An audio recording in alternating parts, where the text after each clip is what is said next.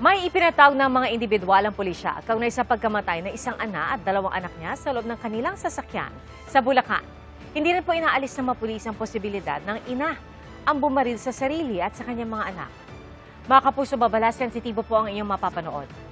Saksi, si Marisol Abduraman. Sa loob ng sasakyan ito, natagpo ang wala ng buhay ang 31 taong gulang na babae at dalawa niyang anak, edad 9 at 4. Ayon sa Police Regional Office 3, pasado alas 2 kahapon ang reports sa pulisya ang nakitang sasakyan sa masukal na bahagi ng Barangay Talaksan sa San Rafael, Bulacan.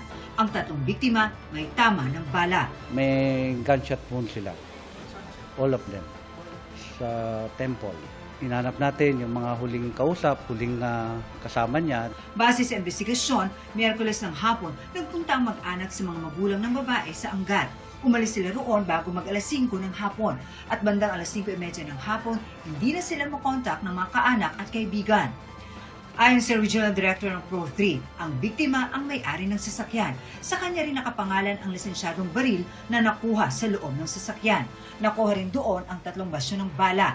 Inaalam pa kung galing ang mga ito sa nakuhang baril. Batay sa reenactment ng mga pulis, posibleng ang ina mismo ang bumaril sa kanyang mga anak bago umano siya nagbaril sa sarili. Part naman to ng pag-iimbestiga, including the trajectory analysis.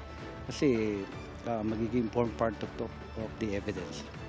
Meron pa silang ibang anggulo na tinitingnan at hinihintay ng mga resulta ng forensic test, gaya na lamang ng resulta ng paraffin test sa mga biktima at ilang personalidad.